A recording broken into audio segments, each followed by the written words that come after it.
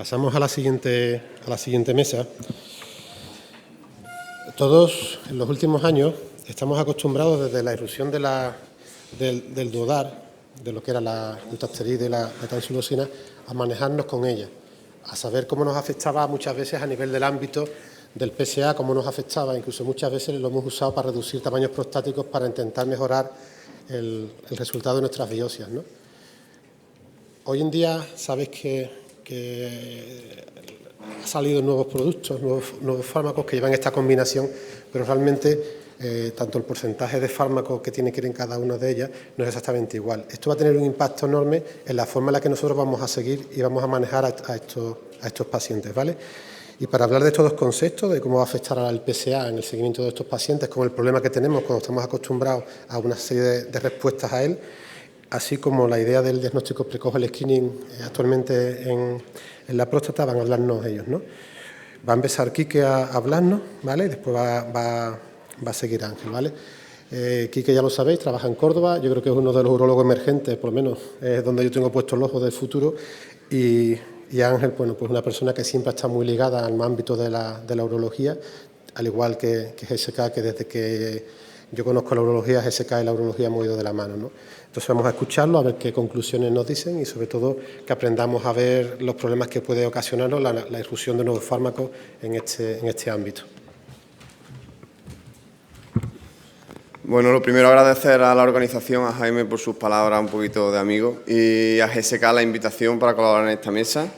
Como ha dicho Jaime, voy a empezar un poquito a contextualizar lo que tenemos en los últimos años sobre el screening o el diagnóstico o precoz, ¿no? Bueno, lo primero que vamos a ver es si realmente existe evidencia y si la existiese, si realmente está justificado la realización de un screening poblacional.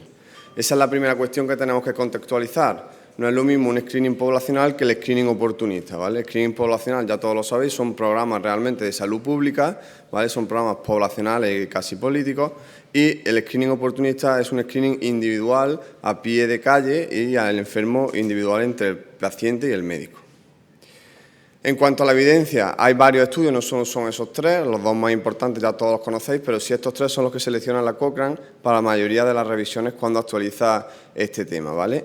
Hay dos ramas principales, que son la rama europea y la rama americana, y dentro de la europea, bueno, uno que sobresale sobre los demás, que es el Göteborg, por el número de pacientes y también por los resultados, como veis. Como veis, un poquito el diseño es un poco diferente en cuanto a dos cosas que son fundamentales. Uno, cuándo se inicia, en qué intervalo de edad se aplican este tipo de estudios, y otro, cómo es el seguimiento. El PSA sí, pero cuánto, como veis en la gráfica, no sé si es esto, sí, ¿vale? Cómo se hace esa monitorización del seguimiento, con qué presión y con qué estructura, ¿de acuerdo? Y luego, cómo se hace el manejo si el screening se considera positivo.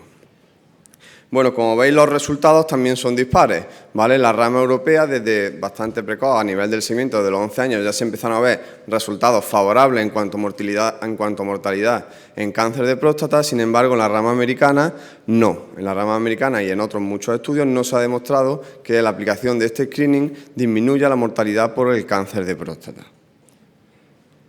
Eso lleva a hacer un metaanálisis, ahora veremos algunas críticas, que el metaanálisis, obviamente, con estos resultados, junto con otro tipo de estudios, hacen que el resultado sea de que el screening poblacional no disminuye el cáncer de próstata en estas poblaciones. Muy bien, estos son estudios muy bien hechos, pero siempre, como tienen mucha repercusión en la práctica clínica poblacional, pues tienen sus críticas, ¿vale? Como veis, el estudio europeo, una de las principales críticas que tiene es que son entre 7 o 8 hospitales y los criterios de inclusión en cada hospital y los criterios de monitorización no eran exactamente iguales, no eran totalmente rigurosos. Y otro, que es también un poquito más una de las críticas al resultado favorable a reducción de mortalidad, es que el tratamiento en la rama de intervención fue más agresivo que en la rama control, incluso ajustado por estadios al diagnóstico. En el americano, por contra, se criticó un poco el protocolo porque cambió y la potencia del estudio, según el número de pacientes, varió. Había una alta contaminación en el brazo control, hasta el 70% de los pacientes que no estaban en estudio de screening se habían hecho algún PSA en los años de la evolución, y hasta el 40% de los pacientes en el brazo de intervención tenían un PSA hecho antes de entrar en el estudio.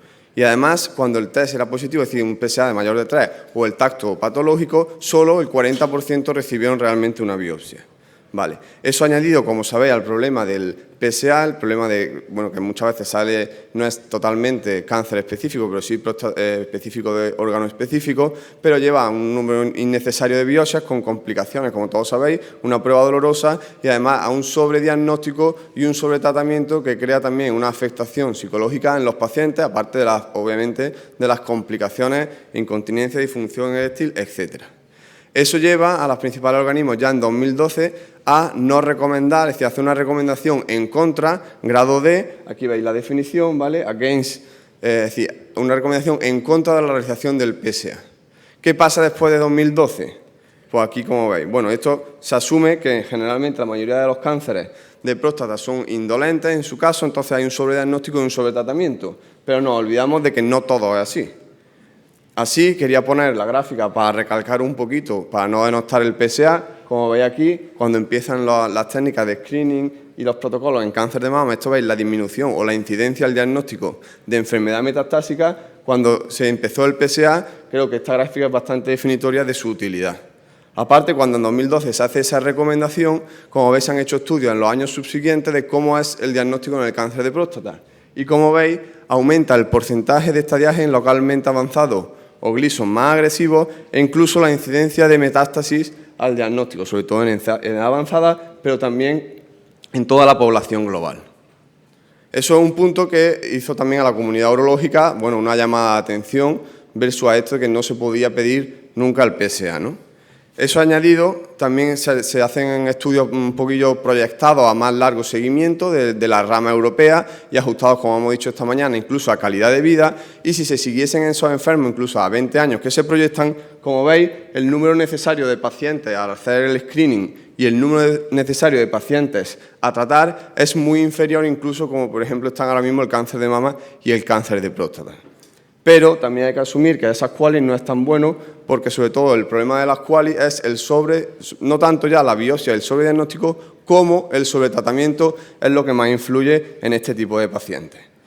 Claro, hay un planteamiento, esos son screenings que no utilizan todas estas herramientas que tenemos el día de hoy, tanto nomogramas con millones de biomarcadores, incluso como la prueba de imagen, que ya hay algunos estudios pilotos en los que utilizan la resonancia magnética dentro de programas de screening. Son estudios de pocos pacientes, pero se ve que incluso la aproximación un poco más efectiva en cuanto a screening, no hablo de coste-efectividad y su coste ni cómo se puede asumir eso en un servicio, parece que desde PSA bajos con resonancia pueden detectarlo más precozmente.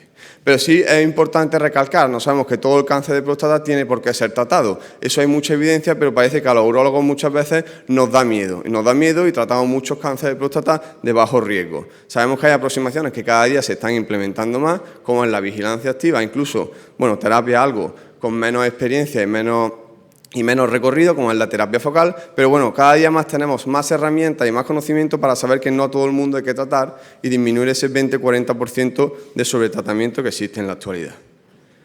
Bien, pues eso lleva hasta ya ir un poco terminando. Las nuevas recomendaciones del año pasado ya cambian, es decir, después de 2012 estas agencias ven que, bueno, que no es todo tan en contra a ello y ahora lo que recomiendan sí es una aproximación individualizada, es decir, no es un screening poblacional, sino en el enfermo individual hay que explicarle la realidad, ¿vale? Y que ahora veremos en un resumen que está en español, ¿vale? Un poco qué es lo que recomiendan este tipo de guías, que también están con un anuncio que hizo en febrero o abril la Comunidad Europea de este año, ¿vale? Con una recomendación por la USPSTF de recomendación C. Bueno, aquí, como veis, lo que yo creo que es fundamental a nivel del screening, esta diapositiva la voy a pasar, es decir, no es que screening poblacional, pero lo que creo que tenemos que educarnos no es tanto a nosotros, porque no somos los que más realizamos esta aproximación, sino a los médicos de atención primaria, ¿no? Entonces, creo que necesitamos hacer procesos y protocolos que sean diseminados al médico de atención primaria, que es el primero que va a hacer el filtro y el seguimiento de realizar esta herramienta o test para el diagnóstico precoz, ¿no? Y es importante explicar a los enfermos que son los menores los que se benefician y que tiene que ser a largo tiempo de seguimiento y que hasta 1 de cada 5 o 7 puede entrar en este rol de tener el test positivo. Por lo tanto, un poco la propuesta sería un poco realizar un screening individualizado, sí, a varones incluso desde los 50 años, aunque la evidencia mayor es a partir de 55-50, que eran los los estudios de screening, pero una vez que el screening sea positivo, intentar escalonadamente utilizar otro tipo de herramientas, ya no hablo de biomarcadores caros o resonancias, que probablemente no estén todavía totalmente implementados, pero sí las variables clínicas que existen y variables evolutivas de ese PSA ajustado por la edad del paciente para decidir cuándo biopsiar o no. Y si biopsiamos, tener en cuenta que hay que evitar el sobretratamiento de este tipo de pacientes. Así, por ejemplo, en el reciente Congreso Americano está una diapositiva justamente de allí, ¿no? Y parece que en el día de hoy, obviamente, ahora veréis, no es que se recomiende el screening poblacional, pero sí el screening individual, parece que estamos en el mejor escenario para poder implantarlo si tenemos en cuenta todas estas circunstancias, ¿vale? Por lo tanto, como hemos dicho, screening poblacional como programa no, pero sí un screening individualizado u oportunista. Pues ya está.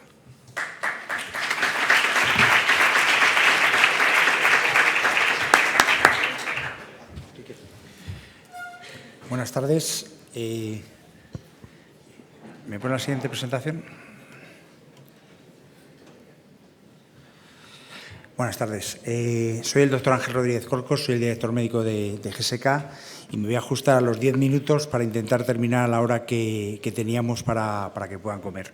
Un poco el objetivo de la presentación es comentarles a ustedes cómo ha ido cambiando la interpretación del PSA en los pacientes tratados con 5-ARI. Recuerde un poco, PCPT, Prostate Cancer Prevention Trial, primer estudio que se hizo con finasteride. Estamos hablando de un estudio que se hizo hace casi 20 años, donde se vio que aquellos pacientes que estaban tratados con 5-ARI, el PSA a partir de los 6 meses bajaba a la mitad, con lo cual para interpretarlo había que multiplicar por 2. ¿Qué hizo esto? Que la ficha técnica que se incluía en las recomendaciones hacía referencia a que para poder interpretar un PSA en un paciente tratado con un 5-ARI frente a un paciente que no estaba tratado con un 5-ARI había que multiplicar por 2. Esto fue así hasta que se publicó el estudio REDUCE. El estudio REDUCE, publicado en New England Journal of Medicine, era un estudio con 6.000 y pico pacientes donde los pacientes por primera vez estaban biopsiados y seguidos durante 4 años. Todo paciente que entró en el estudio, antes de entrar en el estudio, tenía una biopsia al inicio, a los 2 y a los 4 años, a diferencia del PCPT, que los pacientes solamente tenían biopsia cuando se lo recomendaba su médico. ¿Y qué es lo que se vio en este estudio? En este estudio lo que vimos es que aquellos pacientes que estaban tratados con dutasteride, el PSA bajaba a la mitad y se mantenía constante a lo largo del tiempo si el paciente no presentaba cáncer. En cambio, si los pacientes presentaban un cáncer y cuanto mayor Gleason más elevado, se elevaba ese PSA. Y esto no ocurría en los pacientes que estaban con placebo, dado que todos ellos, debido a que había un crecimiento prostático, se les aumentaba. ¿Qué supuso esto? Que con estos datos la FDA mandó una recomendación cambiando la interpretación de multiplicar por 2. ¿Por qué? Porque hubo pacientes en este estudio en los cuales el PSA le pasó de 1 a 1,5, si hubiéramos multiplicado por 2 estaríamos debajo del umbral de 4 y probablemente nos hubieran biopsiado. Bueno, pues lo que se vio es que en esos pacientes que les empieza a crecer el PSA y están tratados con un 5-ARI, tenían la presencia de cáncer. Por eso la FDA manda un comunicado en el cual recomienda que en cualquier paciente que esté tratado con un 5-ARI, la manera de interpretarlo no es multiplicar por 2, sino ver cualquier elevación desde el punto nadir, es decir, el punto más bajo. Y esto es tanto así que las autoridades sanitarias, la FDA, como he dicho, la EMEA y en España, pues la Agencia Española del Medicamento, cambia la ficha técnica de los 5-ARIs, cambia la ficha técnica de Duodar, hablando que cualquier aumento confirmado del nivel más bajo del PSA durante el tratamiento con Duodar podría indicar la presencia de cáncer de próstata o la posibilidad de incumplimiento terapéutico. Sabemos que otra de las causas por las que un paciente le puede subir es que el paciente deje de tomar la medicación. Eso hace que el PSA pueda elevarse. Y debe evaluarse cuidadosamente. Es decir, en cualquier paciente que esté tomando un 5-ARI, que tenemos una elevación del PSA, debe evaluarse. Y esto no solamente para, como he comentado, dutasteride, finasteride, sino para las nuevas combinaciones a dosis fijas. Como ustedes saben, han aparecido nuevas combinaciones a dosis fijas que todas ellas tienen esa misma indicación. Estas combinaciones a dosis fijas tienen una indicación diferente que Duodar, como ahora les enseñaré. Es decir, la indicación de Duodar es en pacientes con síntomas moderados graves y las nuevas combinaciones, que no son genéricos de Duodar, como pueden ver ustedes, ninguna de ellas tiene la palabra EFG, dado que son unas combinaciones a dosis fijas y no son genéricos de Duodar porque a fecha de hoy no tiene ningún estudio de bioequivalencia con Duodar. Y es más, tiene una indicación diferente, dado que la única indicación que tienen, como ven ahí, es tratamiento de síntomas moderados a graves de hiperplasia benigna de próstata en pacientes adecuadamente controlados que estén en tratamiento concomitante con tamsulosina y dutasteride en monoterapia. Es decir, en pacientes que estén tomando las dos medicaciones por separado, el Ministerio les ha dado la indicación. Vuelvo a repetir, dado que no tienen la indicación de Duodar, porque a fecha de hoy no han demostrado esa bioequivalencia frente a Duodar. Y esto es en todos los diferentes fármacos que han aparecido. Ahora ocurre una pregunta que se preguntaron y que les hago a ustedes. ¿Qué ocurre cuando cambio un 5-ARI por otro? En el PSA, ¿influye? ¿No influye? ¿No aumenta? ¿Disminuye? Bueno, esta pregunta ya se la hicieron en Estados Unidos cuando aparecieron los genéricos de finasteride. Y en la Universidad de Illinois, en Chicago, hicieron un estudio retrospectivo para ver qué ocurría cuando ya un paciente le tenía con finasteride y le pasaba dutasteride, o le tenía con finasteride, con Proscar, y le pasaba finasteride genérico. Es un estudio pequeño que se hizo, como digo, en la Universidad de Illinois, en Chicago, y se publicó en el Journal of Urology. Ahora comentaré, este es el abstract del estudio, donde lo que se vio es que cuando había un cambio de 5-ARI, eso afectaba en la velocidad del PSA. Es decir, es uno de los factores que tenemos que tener en cuenta por si algún paciente le tenemos con un 5-ARI y le cambiamos a otro 5-ARI por el efecto que pueda tener elevación del PSA. Y eso no es debido a que pueda tener un cáncer, sino a ese cambio.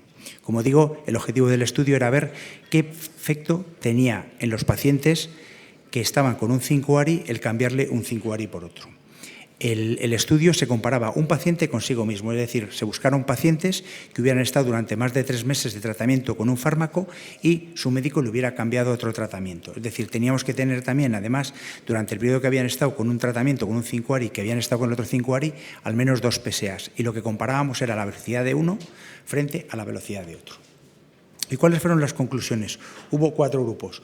Un grupo en el cual los pacientes estaban con Avidar y les pasaron a finasteride genérico, los que estaban con Avidar y le pasaron a Proscar marca, los que estaban Proscar y les pasaron a Avidar, y aquellos que estaban con Proscar y les pasaron a finasteride genérico. Bueno, pues en todos aquellos que estaban con Avidar y les pasaron a finasteride genérico, o en aquellos que estaban con Avidar y les pasaron a Proscar, y principalmente en los pacientes que estaban con Proscar y les pasaron a finasteride genérico, lo que se observó es un aumento en la velocidad del PSA. Es decir, cuando un paciente estaba con Proscar marca, le pasaron a finasteride genérico, hubo una elevación del PSA. En cambio, en aquellos pacientes que estaban con Proscar y les pasaron a Avidar, ahí lo que se observó fue una disminución de la velocidad del PSA. El hallazgo de esta elevación del PSA en los pacientes que estaban con Proscar y pasaron a finasteride genérico se observó en un 40% de los pacientes, y la explicación que dan los autores a que ese cambio de Proscar a dutasteride siga disminuyendo el PSA, como ustedes saben, dutasteride inhibe la isoenzima tipo 1 y tipo 2 y Proscar solamente inhibe la isoenzima tipo 1. Un poco las conclusiones del estudio, bueno, pues que tengan ustedes en cuenta que a veces cuando se cambie un 5-ARI por otro puede tener una elevación del PSA, y eso no puede ser debido a que el paciente pueda tener cáncer, sino simplemente a ese cambio. Y traigo un estudio último que se publicó en abril de este año en el JAMA. Era un estudio con 80.000 pacientes, de los cuales el 10% estaban tratados con un 5-ARI y el 90% era con finasteride. Y lo que se vio es que en estos pacientes, cuando se interpretaba el PSA multiplicando por 2, lo que se veía es que había un retraso en el diagnóstico. Es decir, el paciente tenía un PSA que le estaba aumentando y cuando llegaba al umbral, pues ya había pasado un poco de tiempo más del que podíamos haber visto cuando tenía esa elevación. Y luego ya un poco para concluir, como ha comentado antes Quique, bueno, pues las nuevas evidencias de PSA hacen que se recomienden las recomendaciones sobre cribado, probablemente ahora cambiarán en los próximos tiempos. Recordarles que la elevación del PSA nadir es la forma más precisa de interpretar el PSA en un paciente que esté con 5-ARI, es decir, no es multiplicar por 2, sino ver la elevación desde el punto nadir, que los pacientes con 5-ARI Deben tener un seguimiento periódico, como dice la ficha técnica, y un cambio entre las diferentes formulaciones de 5-ARI en los pacientes puede llevar a un aumento de la velocidad del PSA. Y esto era todo lo que quería contar en esos 10 minutos para terminar a y media. Muchas gracias.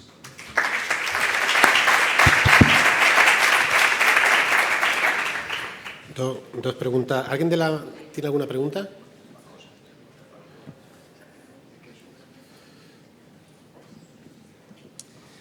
Muy buenas. Yo ya he experimentado algún caso, algún paciente que se le ha cambiado de Duodart a otro 5-ARI, y mi pregunta es, incluso, y a colación de esto también otra segunda pregunta relacionada con lo mismo. Mi pregunta es, ¿qué tiempo se ha valorado el plazo de tiempo en el que podemos valorar esa variación del PSA? Es decir, desde el momento que el paciente deja de tomar el Duodart y empieza a tomar el nuevo 5-ARI, ¿en qué plazo de tiempo podemos valorar esa subida de PSA? Y la segunda pregunta, que va a colación de lo mismo, y creo que va a la misma respuesta similar. En el caso de los pacientes que están tomando Duodart, igual que los pacientes que están tomando alfa-bloqueantes, que van a ser sometidos a una cirugía ocular, que hay que suspenderles ese fármaco, ¿qué valoración hacemos de ese PSA en el caso del Duodart? ¿Qué valoración hacemos del PSA después de haber suspendido el fármaco y la nueva reintroducción del fármaco? A fecha de hoy no tenemos estudios que evalúen, porque el estudio que les he presentado no es un estudio primero que comparara dutasteride con dutasteride genérico, es decir, datos de dutasteride genérico no tenemos. Sabemos que la vida media de Duodart es una vida media larga, de varios meses, con lo cual probablemente pues, deben pasar 1 o 2 meses hasta que pudiéramos ver el cambio de una cifra a otra, pero como tal no existe ningún estudio que le pueda decir de cuánto tiempo tiene que ser.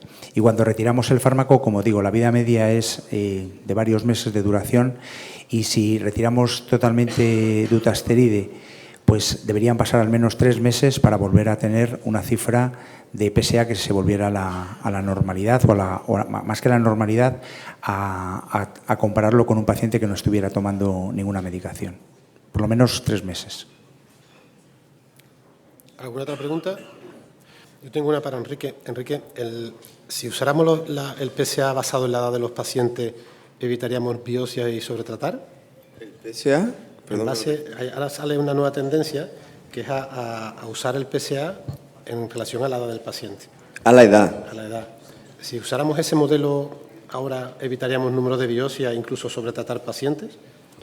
A ver, no solo la edad, ¿no? Yo creo que lo primero, que el PSA es algo dinámico, eso ya lo sabemos todos, ¿no? Que un solo valor, aparte de poder no ser real, pues el dinamismo y la velocidad, aunque no está tan establecido, puede ayudar. Pero yo creo que no es solo la edad, el volumen prostático, el PSA libre, antecedentes familiares. Es decir, hay un contexto y hay herramientas que todos conocéis que son gratuitas, y hay muchos estudios que demuestran, obviamente no es nada 100%, pero tampoco los marcadores nuevos, que son mucho más caros, que disminuyen el número de biopsias, y realmente el porcentaje de cánceres significativos que se pierde no es tan alto.